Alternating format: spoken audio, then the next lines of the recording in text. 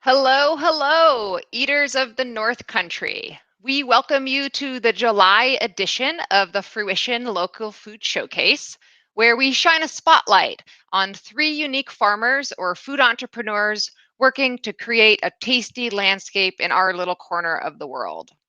My name is Flip, and sometimes people ask me what I think are the key ingredients to a robust local food system. And one part of that answer lies in the guests that we have on tonight's program.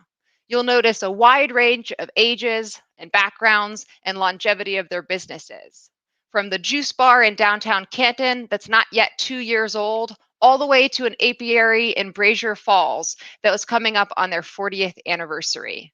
And tucked in the middle, we have a certified organic produce farm in Gouverneur that's been tending the land since the late 90s and now has fresh energy with a new farm manager. So each of our guests tonight have dedicated their lives to the health and wellness of the communities that they're a part of. And it's only through this dedicated passion of a range of ages and abilities and skills that we can possibly grow and maintain a food system that nourishes and includes us all. One place that we've been showcasing these passions and skills is the Fruition blog that we launched this summer at CCE. From gardening tips to farmer profiles, our educators are sharing new information each week, and I encourage you to check that out. So here's how the Fruition live stream works. So we have 3 guests, and we feature each of them sequentially in conversations that are about 15 minutes apiece. So I have some questions lined up. You're welcome to type comments or questions into the chat, and if we have time, we'll get to them. Some of the guests have favorite recipes to share, and then after each conversation, they've generously donated prizes that we'll give away for free to folks tonight. So the order of tonight's program, we'll first welcome Morgan Leeson from O&E Farm. Then we'll have Mark Berninghausen of Squeak Creek Apiaries, and we'll round it out with Kelly Burnham of the Flying Lotus Yoga Center and Juice Bar. But before we do that, I want to welcome in another fellow educator in the Ag and Food Systems Department here at Cornell Cooperative Extension, Lauren Olson. She is our prize master. Welcome, Lauren. Hi, Flip. All right. So, what are tonight's prizes on the program? Well, we've got some nice goodies to give away. First off, we're going to have some fresh in-season veggies from O&E Farms. And then we're going to have some local sweetener from Squeak Creek Apiaries, some of their delicious honey. And then we're going to have a $20 gift certificate to the root cellar at Flying Lotus. So you definitely don't want to miss out on these prizes.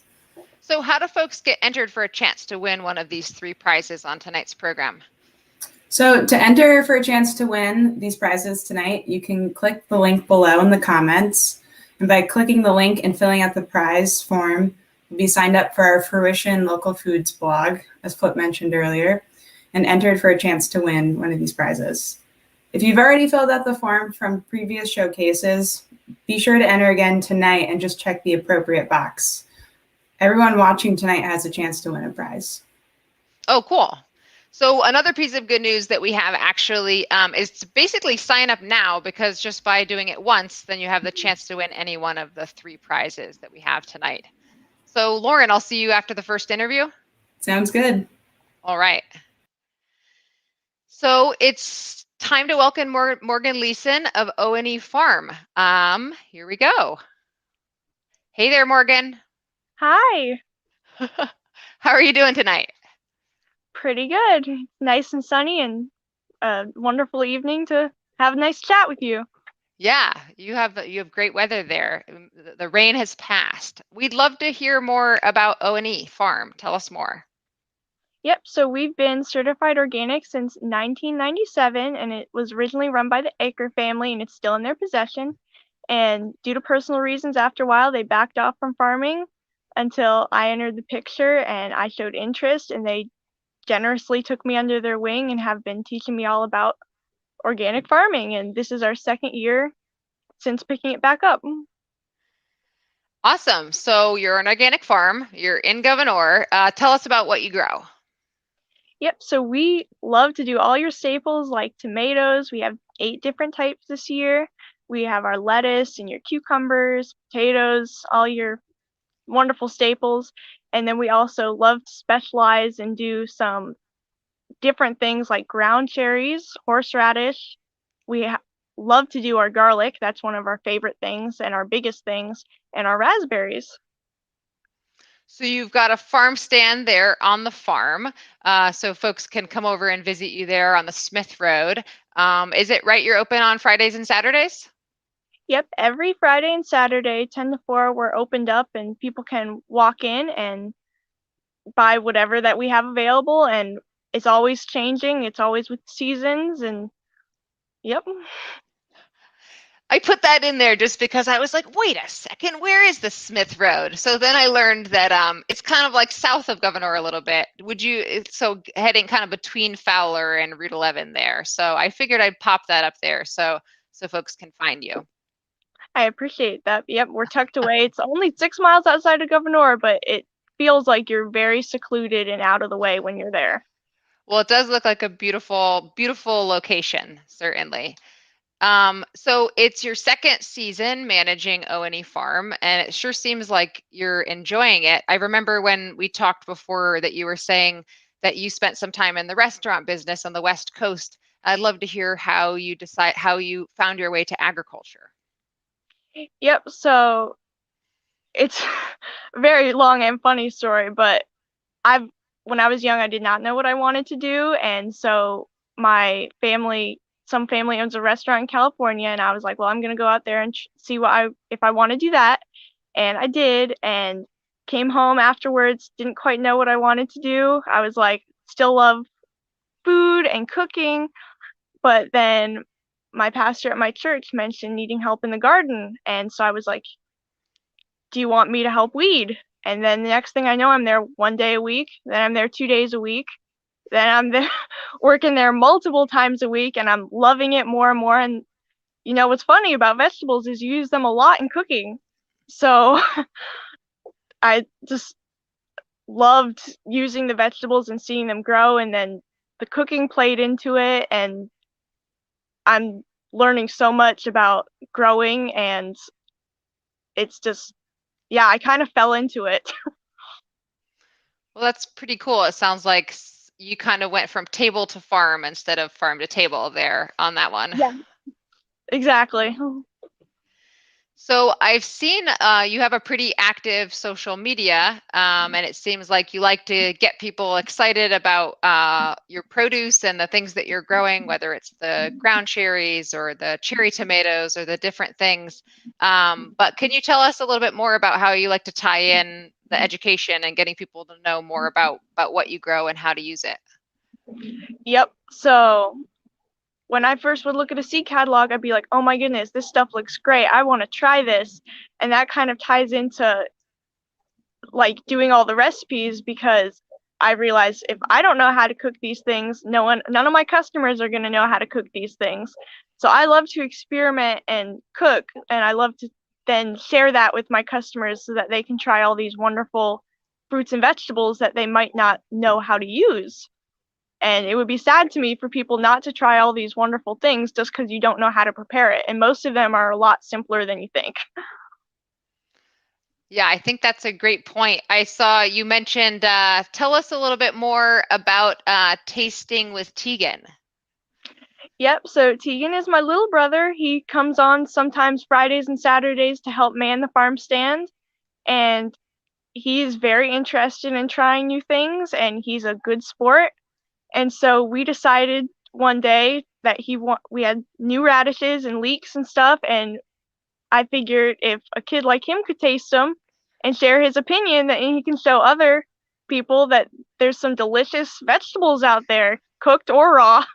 And he gives his honest opinions. Not everything is his favorite, but he gives everything a fair shot, and he does a very good job. Yeah, he does do a good job. I like it when he's chewing. He's like, I don't know what to make of this, and then it's like it's very authentic. They're really cute videos. I saw that you have several on there on Facebook. Yep, and he's asking me when we can do another one. Oh, nice. Well, excellent. Yeah. So you like to get people excited about the produce that you're growing, and we're more curious. You currently have the opportunity for people to buy things at the farm stand, and could you tell us more about the other ways that people buy? So they're buying directly at the farm stand, but how else can they order or find your produce? Yep. So we have a new website this year, so you can not only go and see what we have available, but you can actually order online and come pick up at the farm. And we sell our eggs at Potsdam Co-op, which is another way to find some of our produce. And we will soon be at the Gouverneur Farmers Market. So you can find us at the farm, online, at Potsdam Co-op, and soon to be at the Gouverneur Farmers Market. Excellent. What are you most excited about in terms of the future of O&E Farm? I am very excited to see us get into the community more, and just I don't think people know about us, and that's sad to me because we have all these wonderful vegetables, and I'm very excited to see us growing, and I'm talking to other local businesses about selling stuff in their shops or their spots. And so just to see us get out there and give our vegetables to the surrounding area. Excellent. So you'll be at the Gouverneur Farmers Market pretty soon, but in the meantime, folks should find you at the farm stand or your produce in the Potsdam Co-op. Yep. You mentioned your donkey Joy, and I thought that was pretty cute. Can you tell us more about the other things going on at the farm? Yep, so Joy is our Jerusalem donkey, and she's a pretty recent addition. They've only had her for about a year now, less than a year. And she is very sweet, has a little bit of attitude, but she's not mean or anything, and she's very smart. I was up there feeding her one day, and she came up behind me and decided to close the latch on the door, and it only opens from the outside. So I was stuck in there and couldn't figure out how to open it again, though. So she locked me in there, and I had to call for help. So she's full of mischief and loves to get treats. So people can feel free to come down and see Joy because she loves company. So if you want to get locked in the barn at O&E, then come down and visit Joy and Morgan. Yeah. Yes. She sounds mischievous, definitely. Yep. Well, is there anything else that you'd like to share with our viewers to learn more about O&E Farm? Yep. So to better serve the community, I wanted to make sure that people realize that we do accept Garden Share, SNAP, EBT cards, and cash credit. But we do accept, that's new this year, EBT cards. They are accepted at the stand, and all that stuff you can come and bring, and we accept all of it. Yeah, that's excellent to know. I'm so glad to hear that you got an EBT machine and you can use that at the farm stand. That really makes a difference in terms of people having the options when they get to come to buy the fresh produce. Yep. So you generously donated. Can you tell us about the prize that you donated for tonight's drawing? Yep. So I donated, or the farm donated, a box of in-season produce. So what people in my CSA are getting, you will get in this box, whatever is in season, whether it be cucumbers, zucchini, kale, tomatoes, all the best stuff we can supply is going in this box. Awesome. So we'll give that box away in just a second, but then folks will have the opportunity to come visit the farm and redeem their box sometime in August or by mid-September. Is that right? Yep. Yep. By the end of September. Yeah. Excellent. Well, we loved having you on, Morgan. If there's anything else you'd like to share, you're most welcome to. I think we covered just about all the basics. Wow, I can't believe we fit all that in 15 minutes. I think we did a great job. Well, it was a pleasure to have you on, Morgan. We'll make sure that folks know how to find you online or visit you at the farm. Thanks so much for joining us this evening. Thank you so much for inviting me. I really enjoyed it. Take care. Bye. So it's time for the prize giveaway, so we better get Lauren in here. Hey, Lauren. Hey, Flip. That was great. I love seeing pictures of the donkey. That's always fun. You just wanted more donkey pictures. Yeah, Like, of course. okay, that's enough with the fresh produce. We don't want the healthy stuff. We just want donkey fit pics. Well, I'm a sucker for good stories, and donkeys seem like they have a good story. So, All right, are we ready to do it? oh, we are. Okay, here we go. Let's bring Let's up spin the the wheel. So this is for a fresh box of produce from O&E Farms, and Piper, you are our winner for this evening. Congratulations. Congratulations, Piper. So we will send you an email tomorrow with information about how to redeem your fresh box of produce from O&E Farm. So just a reminder, what's our next prize and how do people sign up for it, Lauren? Our next prize is some local honey from Squeak Creek Apiaries, and you can sign up by clicking the link in the comments and filling out the form. All right, well, we'll see you in a few. Sounds good. Okay, so without further ado, we're going to welcome Mark Berninghausen from Squeak Creek Apiaries to tell us all about his honey business. Hey there, Mark. Hi, Flip. I'd like to say that I'm really, Morgan is really enthusiastic. I loved her comments, and I hadn't thought of it before, but I love being here amongst all you women. Great to see so many of you all in agriculture, and the future is bright. It's a hardworking group. Yes, for sure. Well, awesome. I don't know. I was wondering, I wanted to run this by you, Mark, before we started, and I didn't do it, but I was wondering, is there a chance that Squeak Creek Apiaries is right now the longest running honey business in St. Lawrence County? Could it be? Probably, yes. The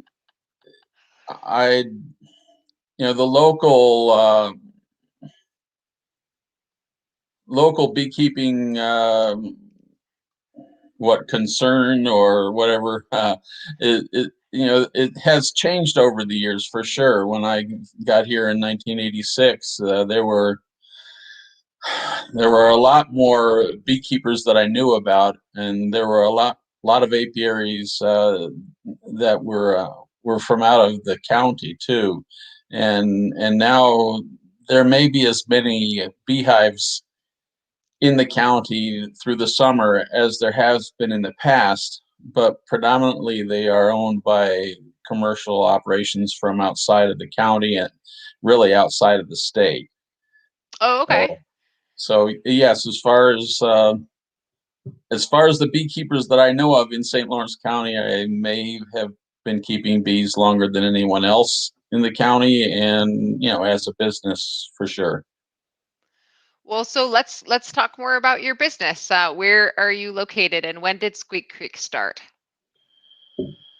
So our home is on Hurley Road in the town of Stockholm with a Brasher Falls address. And we used to have a Messina telephone number, but we don't have a landline anymore. And we have Messina Electric. So we're a real North Country conglomerate, or example of being a North Country entity. So I'm east of or west of Route 420 and a little bit north of Winthrop. Our 12 to 16 apiaries. An apiary is a location where beehives are kept, by the way. And our apiaries are located from just above Helena, still in St. Lawrence County, but heading towards Bombay, on down to the Dollar Road on the Merkley's property. Merkley, I guess they're still doing some produce, but they used to do a lot more. And they're spread out. Yeah, could you tell us a little bit more? So you have over a dozen apiaries. How do you figure out and establish where to put your hives? Well, there's just about. Well, I like to keep them towards the Seaway from Route 11, because between Route 11 and the Adirondacks, that's where the bears are. Though I did have a bear in my apiary last year on the McKinley's property, St. Lawrence Nursery. That was the first time in 30 years or more since I'd had a bear problem. But I look for a location where I can drive my truck and trailer and bobcat off of the road and not get stuck most of the year. Most of the year that I want to be able to get into my bees. My hives spend 6 months of the year in South Carolina, so there's nowhere in South Carolina where I can't drive my truck and get to my hives. But here in the North Country, if I wanted to get to them during the winter time, if they were here, I would have a hard time getting off the road and not get stuck.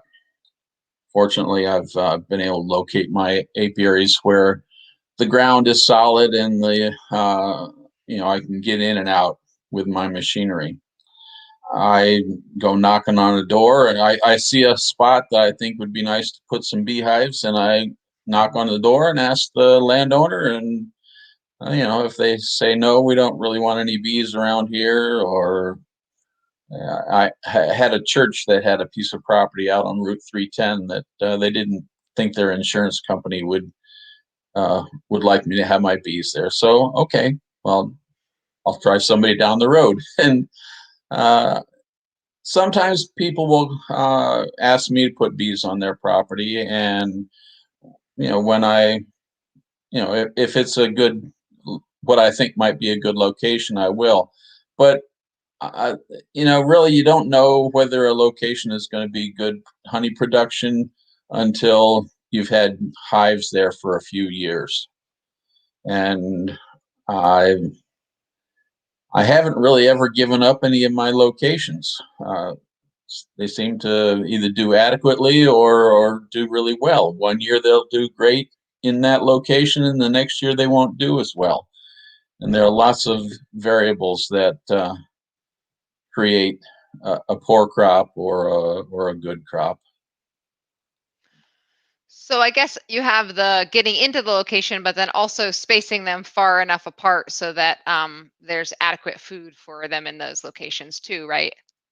Yeah, well, that has a lot to do with how many hives I want to work. And so I tend to put 10 pallets of hives in each location, which is 40 hives. And once I've gone through 40 hives, that's pretty good time to take a break. And so I load the skid steer loader on the trailer and jump in the truck and drive down the road 3 or 4 miles and drink some water and relax a little bit, and that's time to do the next yard. And maybe I'll, depending on what I'm doing, well, I was out last week when the weather wasn't too bad and went through 5 different yards and put supers on them and did that in one day, and that was a good long day. Usually I don't spend that much time during the day actually working the bees. So yeah, I like to have them spread out, in part so that they're not going to be robbing from each other, because bees are very opportunistic. And so if there's a hive, a colony that is weak, not strong enough to defend itself, other colonies within the yard, but even also if the yards were a mile from each other, that's not very far for a bee to fly, actually. So robbing from one yard to another can happen. And also disease transfer and pest transfer can happen if the yards are too close to each other. So those are the reasons I like to have them spread out. Yeah, something that I find fascinating about Squeak Creek or honey businesses of your size, I would say, is that for many food producers, if you're thinking about Morgan or at our own little farm, most of our risks, we're managing them on site. So we have our to-do list, we're doing what needs to be done, and it's all on site in front of us. And having yards spread across the county in a big loop that you're having to visit and tend, it's a whole different added layer, I would say, of risk that I imagine many people that are thinking about like local food production may not even realize. Yeah, yeah. The people that have all of their focus on one piece of property, are thinking about things in perhaps a different way than someone like myself or someone from Pennsylvania who has 2 or 3 tractor trailer loads of beehives here in St. Lawrence County and Franklin County. We think about what we need to do maybe a little bit different way. Yeah. So we actually, I don't know if we actually told people where they could find your honey yet. So you have yards all over the county, but people don't actually come to your site at Brasher Falls. They can actually tell us more about how you establish your relationship with the retailers that folks can buy their honey from. Right. Well, Morgan mentioned the Potsdam Food Co-op, and the Potsdam Food Co-op has been my single largest customer for over 30 years. I don't know if you remember when it was over on Market Street. I did sell some honey to the manager, who then was Scott, I believe. So yeah, I got into selling honey. I wanted to be able to produce honey and sell it and make a living at it. And I could put it in a barrel and get, well, nowadays make close to $2 a pound for the honey in a 55-gallon drum, or I could put it in jars and take it to a grocery store and deliver it directly to a grocery store, or say Rolf's Orchard over in Peru, which I'm going to be going to tomorrow with cases. The van is full of honey. I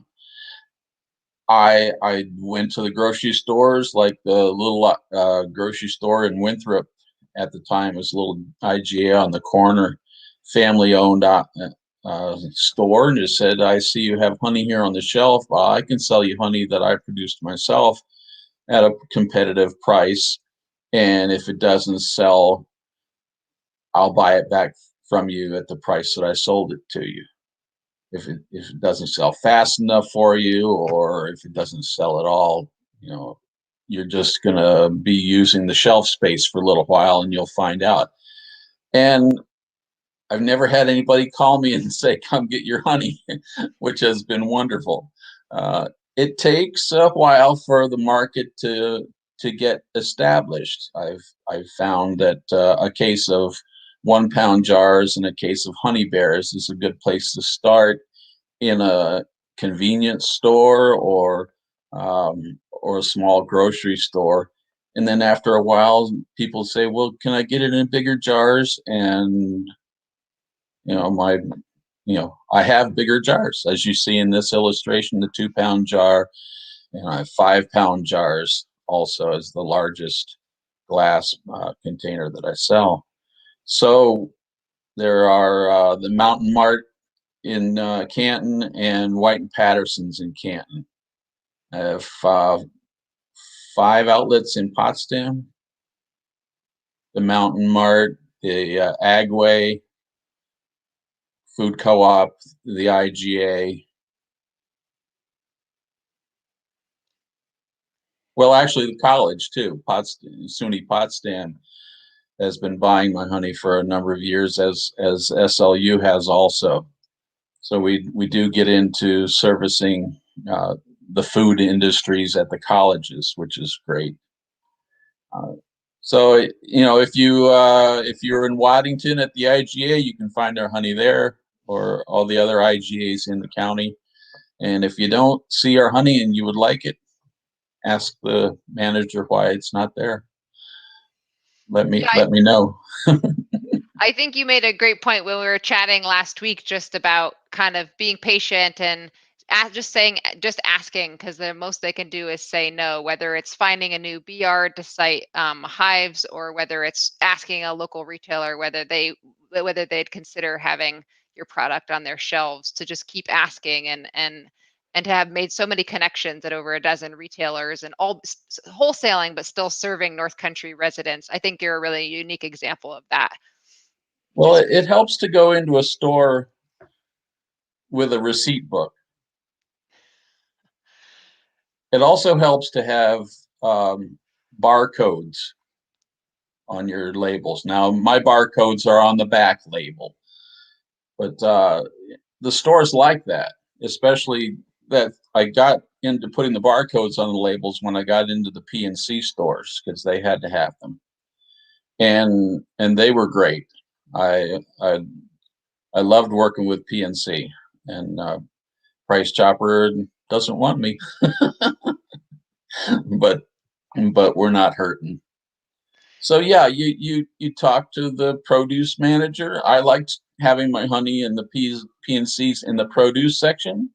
For one thing, it's the first area that people see when they come in the store, and it might be just an impulse. Oh, I should get some honey. Look at all this nice display of honey here.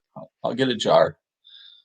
Every now and then I found a jar of Squeak Creek honey on the other corner of the store where the peanut butter and jelly display was. And all I figured was that somebody wanted a little less expensive jar of honey. And that didn't bother me at all. You know, they'll be back. So yeah, I like just talk to people and, you know, tell them what I have. And, you know, if they're not interested, then what are you going to do? You just give them the selling points and move on to the next outlet. So what would you say in terms of what do you find to be the most satisfying part of having run Squeak Creek in the North Country here for nearly 4 decades?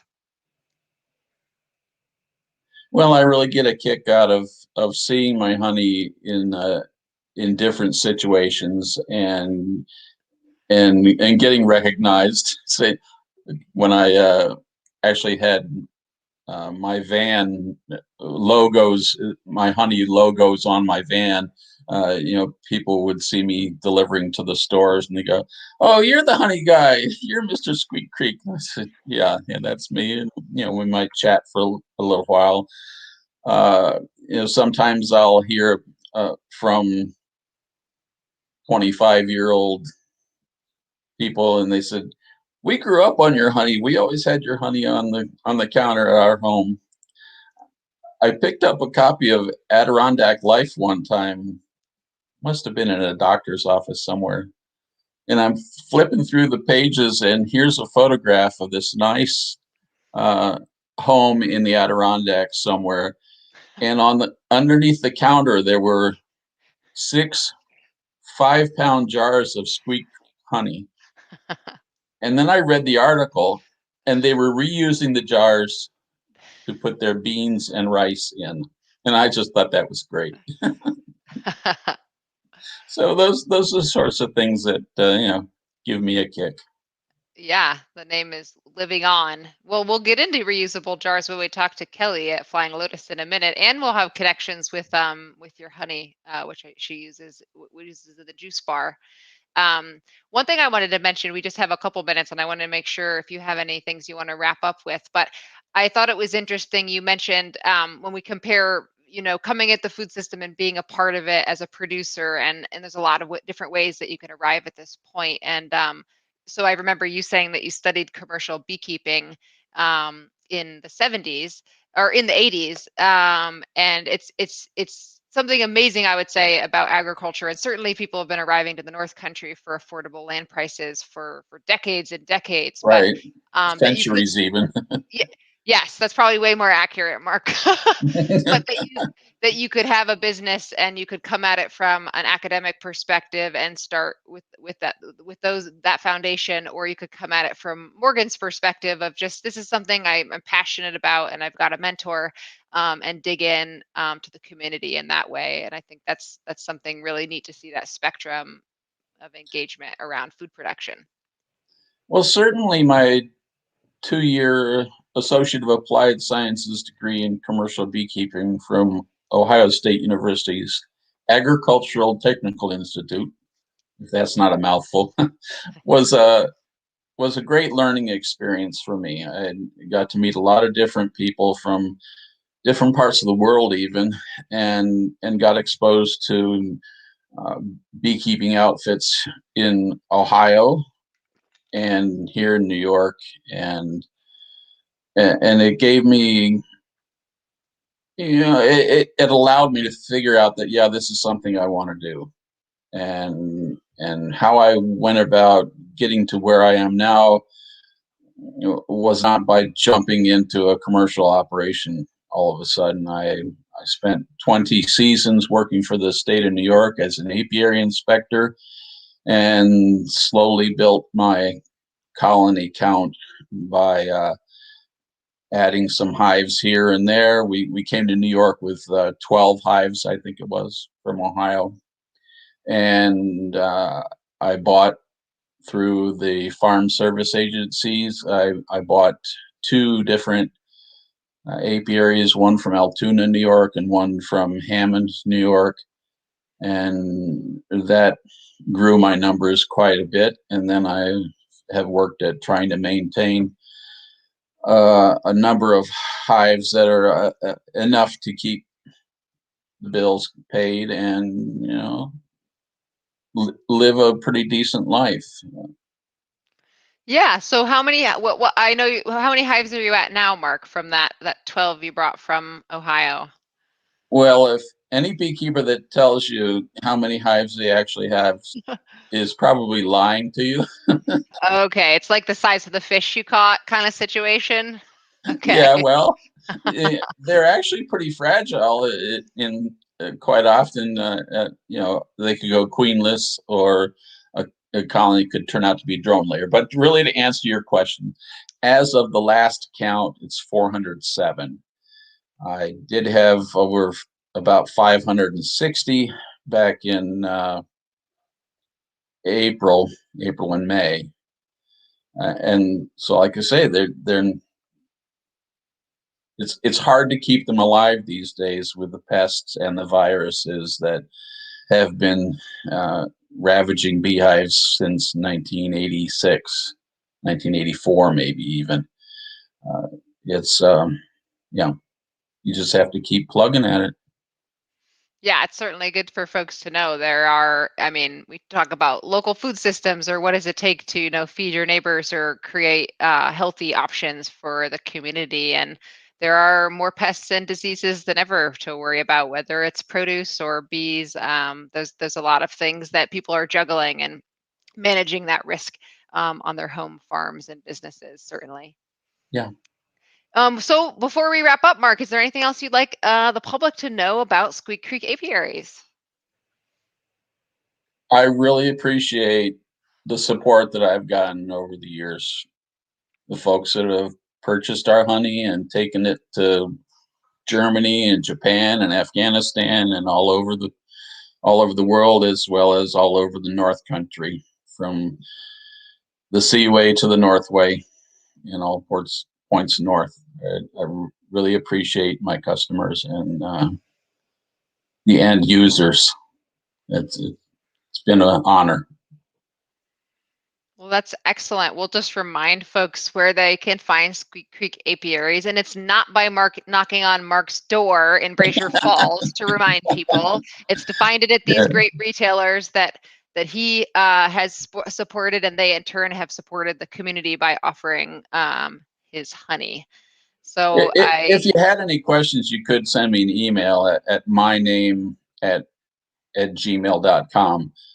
And I love talking to people, but selling one jar at a time is not the way to do it for me. Sure. Yeah. Everybody has to make the business work to some degree on their terms, so you have the longevity. Liliana did want to know if the issue with sighting the hives in the southern Adirondacks is that the bears are eating the honey, or what's going on there. Liliana asked about that. When a bear gets into a beehive, it's going after the meat of the hive is the baby bees themselves and the bees. And yeah, they eat the honey too, but it's not that they're attracted by the honey as much as they are the bees. Unfortunately, I lost 24 hives actually in North Carolina. I was pollinating blueberries in North Carolina, and before the grower could get the fences built around the hives, 24, maybe 28 hives had been destroyed by some bears. Like they figured maybe 4 bears, a mother, a couple cubs, and then a lone bear by itself. And but they're after the brood. That's the protein, in a beehive. Yeah. Well, I think that you have a lot of wisdom that we could certainly hear all day, but I really appreciate your time, Mark, and sharing more about your background and knowledge and love of keeping bees and providing honey to St. Lawrence County. So thank you so much for your time. Well, thank you for inviting me on. This has been fun. Excellent. So you can find, if you haven't heard of them before, you can find Mark's locations on the local food guide that the area nonprofit Garden Share distributes paper copies and also online at gardenshare.org. And you can find Mark's listing at that location. I think it's prize time. Mark donated a bottle of honey, so we better get Lauren back in here. Here we some fresh honey for everyone. Yeah. Good. Let's do it. And spin the wheel here. And it looks like Mackenzie is our prize winner for this prize. Congratulations. Congratulations, Mackenzie. We'll actually be emailing you information about how you can claim your bottle of honey from Squeak Creek Apiaries. All right. So see you one last time after we talk with Kelly at Flying Lotus. Yep. And we will have a gift card for Flying. Oh, yeah. What's the prize? Seller at Flying Lotus, in case you were wondering. Excellent. So sign up on the easy form to be entered for a chance. If you've already done it, then you're all set. You'll be entered automatically in the last one. Okay. Cool. See you in a little bit, Lauren. See ya. All right. So I'm really excited to bring Kelly on. She is one of the newest businesses in downtown Canton, and she's got an interesting combination of services and products around health and wellness. So let's get Kelly Burnham in here to tell us more about Flying Lotus Yoga Center and Juice Bar. Hey, Kelly. Hi, Flip. How are you? All is well. How about you? Good. So we'd love to learn more about Flying Lotus. Could you tell us about your business? Of course. Flying Lotus Yoga Center and Juice Bar is on Main Street in Canton. We are, there we are. So you can come into the juice bar through the downstairs entrance, and a lot of people don't know that. Main Street in Canton has lots of downstairs doorways. So we offer yoga, lots of different yoga from aerial to yin. We've got restorative and some warmer yoga offerings. We also offer a yoga teacher training program if that's something people are interested in. It's a 200-hour program, including aerial yoga this year. And we have a full service juice bar. We make our own juice, hand-pressed citrus juices. We've got a centrifugal juicer, which is what people may have at home, and a cold pressed juicer, which makes a juice with a longer shelf life. We make smoothies, smoothie bowls, juice shots, protein bites, all kinds of things to keep people healthy and happy. And we also have another business within our business.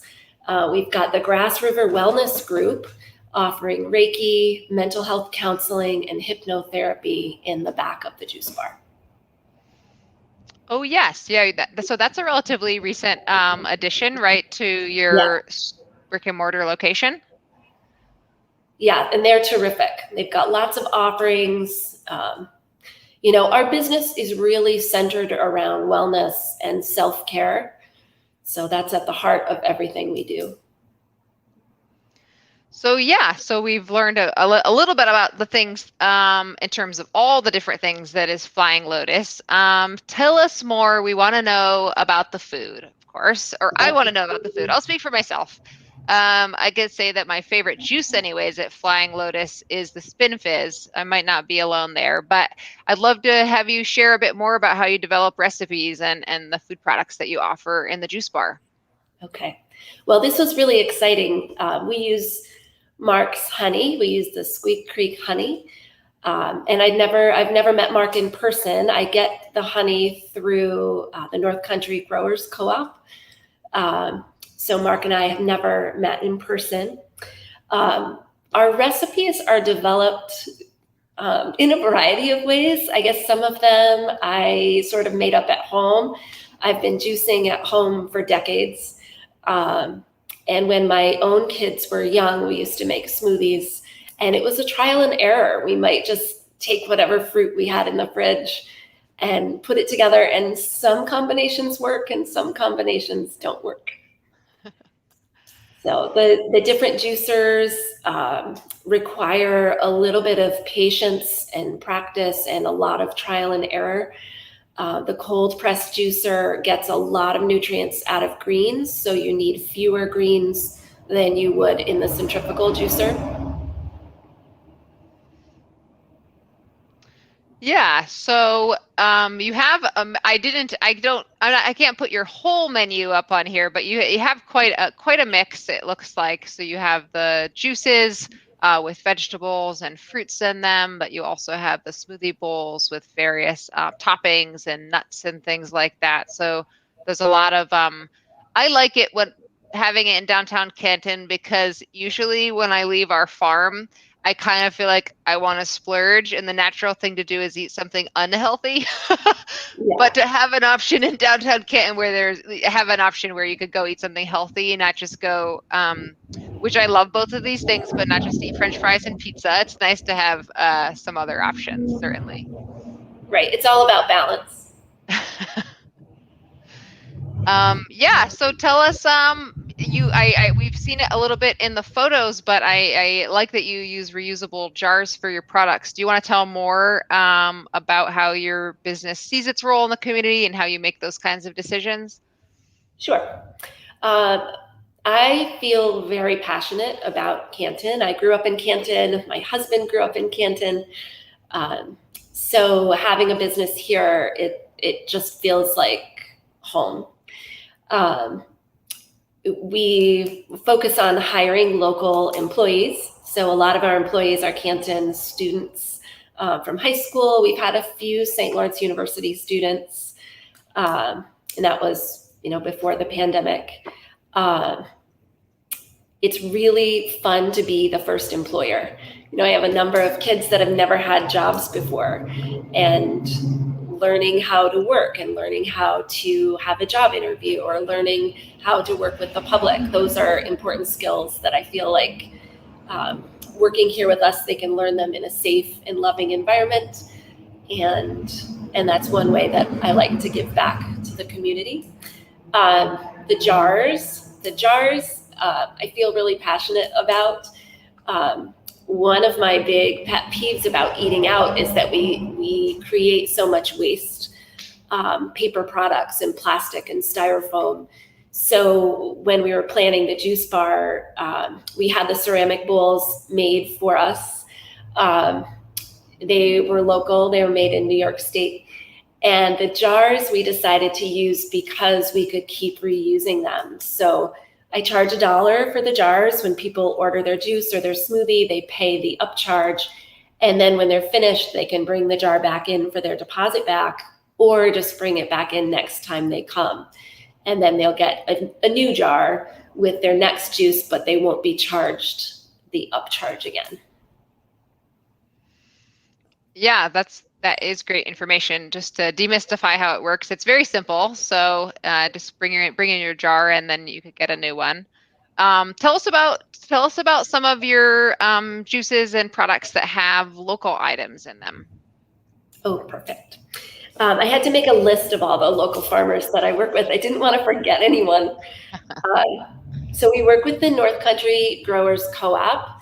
So we get a lot of things there when they're in season. We get the juicing root veggies, the juicing beets and carrots. They're the ones that they're not always pretty. You know, sometimes they're really big, sometimes they're funny shapes. But we cut them up and we juice them so they don't have to look pretty for the table.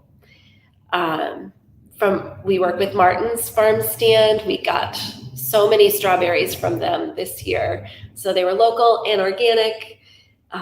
They grind our peanut butter for us. So it's fresh, ground from just organic nuts. That's really nice to see. We get a lot of root veggies from them as well. Our honey is from Squeak Creek, which is wonderful. Right now we're getting organic blueberries from Canton apples, and we get our apples from them as well when that's in season. And my son has a small farm here in town. We've been getting greens from him. We get fresh blackberries from him. And then on the flip side, after we've used the produce, we take the compost home and we give it to the goats and the chickens on his farm.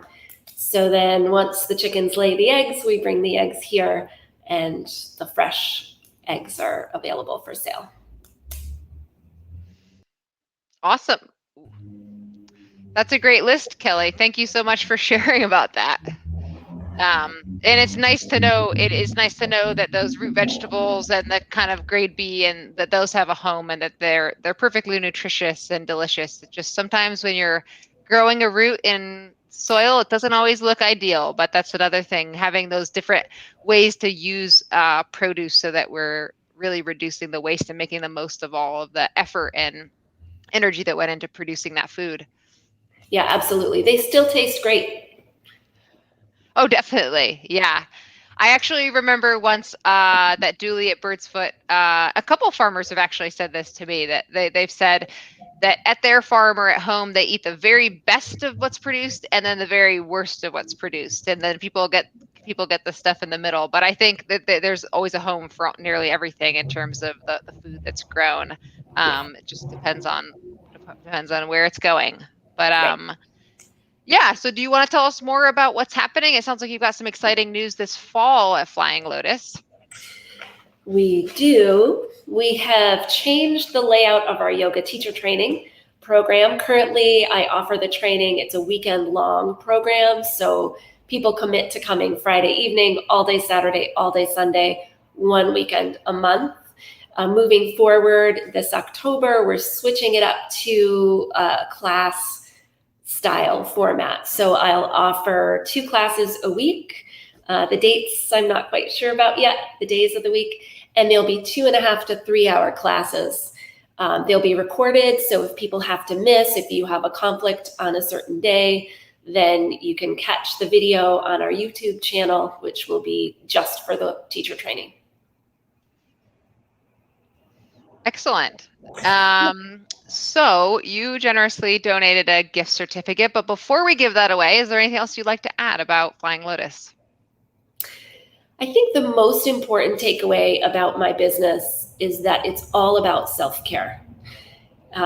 Self-care is not something that we can just do on Sundays and expect it to, to last our lifetime. It really should be a priority in our everyday, whether that's eating healthy or healthy movement, taking time out for meditation, or taking time out to get to know the people growing your food. Like, that's all part of self-care.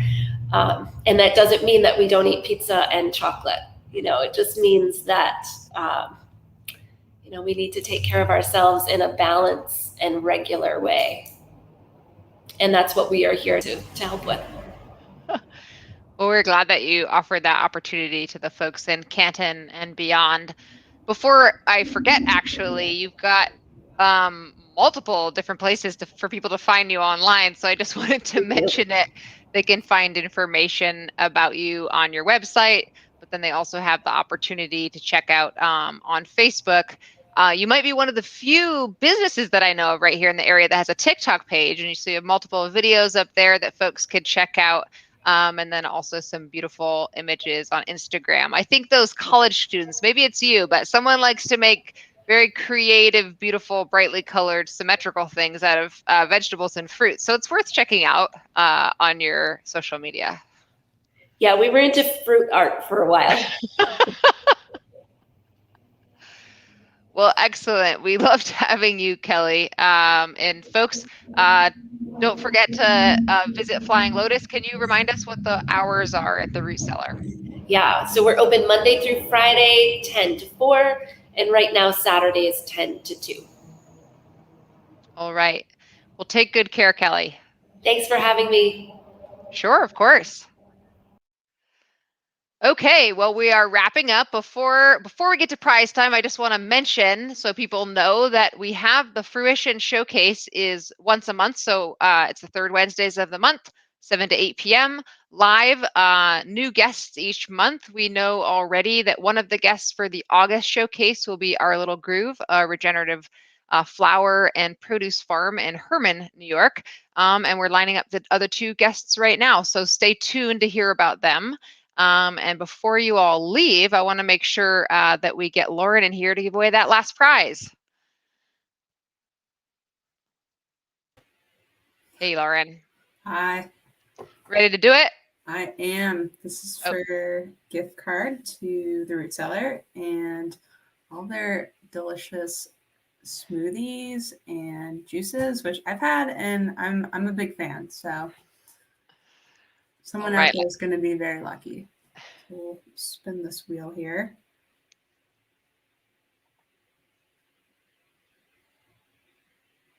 Let's see. Janice, congratulations. Excellent. Well, congrats, Janice. We'll get that info to you. How about how you can redeem the $20 gift certificate to the root cellar at the Flying Lotus Yoga Center. I think that wraps up our showcase for the month. Is that right, Lauren? I think it does. All right. Well, so if you have signed up for the Fruition blog, remember that you'll get a weekly digest actually. So if you check it out now, we've got something on there about succession planning in your home garden written by one of our master gardener volunteers. We also have Lauren's always writing articles for farmers and food producers, tips about marketing and business development. And then I occasionally throw in something about the harvest kitchen that we have here at the Learning Farm. So there's always good info. And we loved sharing with you this month, and I hope you'll stay tuned. Mark your calendars for August 18th so that we can share more about the passionate and capable people working to make our North Country foodscape delicious one. Thank you so much, and take care.